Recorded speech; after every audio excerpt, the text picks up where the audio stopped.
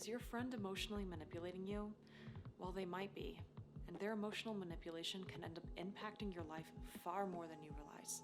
This is why it's so important to know these 3 very important signs when it comes to emotional manipulation between you and your friend. Hi, my name's Angelica.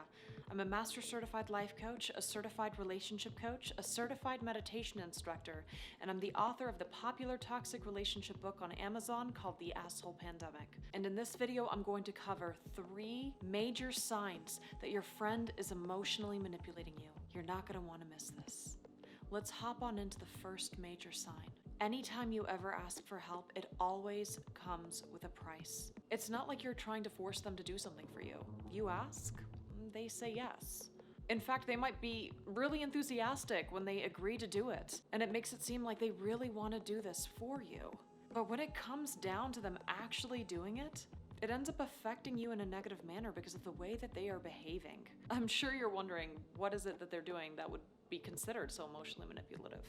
And what are some of the signs involving that? Well, for example, maybe they agree to do it at first and then they end up spending the entire time complaining about whatever you asked for them to do. Or maybe they end up planting little seeds to make you feel guilty so that you don't ask them again by doing things like telling you about all of the amazing things they missed just to do these things for you. They might also make it seem like whatever they're doing for you is such a major inconvenience, and they had to go really out of their way to help you out. Or maybe they use this as an opportunity to try to talk you into doing something for them, kind of like a quid pro quo, and they claim that you have to do this now because you owe them. In the end, you end up feeling terrible for even asking them to do it in the first place and wondering why you even asked them. See, the reason why them complaining about whatever it is that you asked them to do or making you feel really guilty for it is so emotionally manipulative because in the future, you're now going to hesitate when asking. You're not going to want to ask them. It's going to give you kind of a pause. Them complaining about that is them setting things up so in the future you don't ask them. That way they don't have to say yes.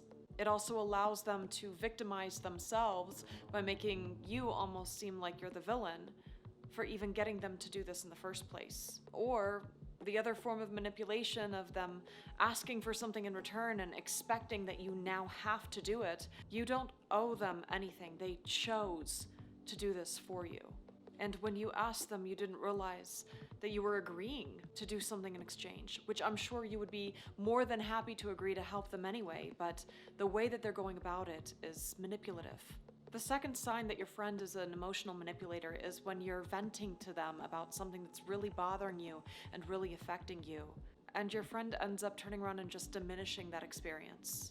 They might remind you that others have it worse, and you need to just be positive about this or suck it up, you'll be fine. They might use it as an opportunity to bring up their own past and claim that what they went through was so much worse than what you are currently going through. In the end, talking to them doesn't help you. It ends up making you feel even worse about things. It can even make you feel a sense of shame for even talking to them or feeling the things that you're feeling.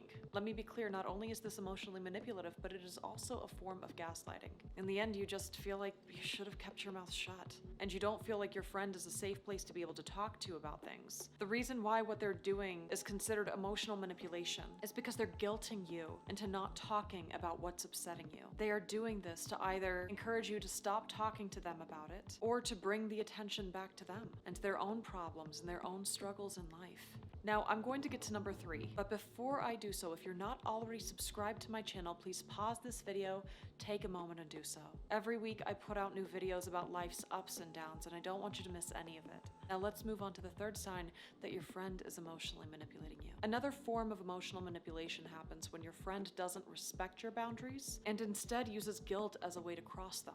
Maybe they act really hurt that you're not comfortable doing something, and they claim that you just don't trust them. They might remind you of everything you both have gone through together, while continuing to try to push you into doing something that you've clearly stated you're not comfortable doing. Let's throw out a few examples.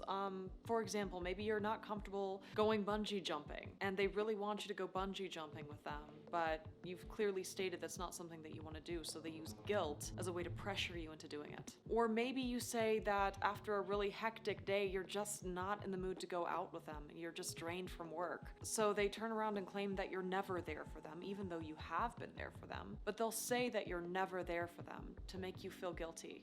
and maybe even say that they never see you anymore. And they say these things because they're trying to pressure you into going out with them, even though you're exhausted and tired and just not in an emotional place to be able to do so. They might even threaten to leave the friendship over it, or they try to word things in a way that just makes you feel like a terrible friend. In the end, you just feel guilty for even setting the boundaries in the first place, and you start to feel more and more like you're a bad person for setting down these boundaries. So let me open the door for you. In what ways have your friends emotionally manipulated you? I would love to hear what you have to say in the comment section below. I also wanted to take a moment and really thank you for watching this video. And don't forget to check out my other videos on manipulation. I think they could be really helpful for you in your own life. I hope you have a beautiful day.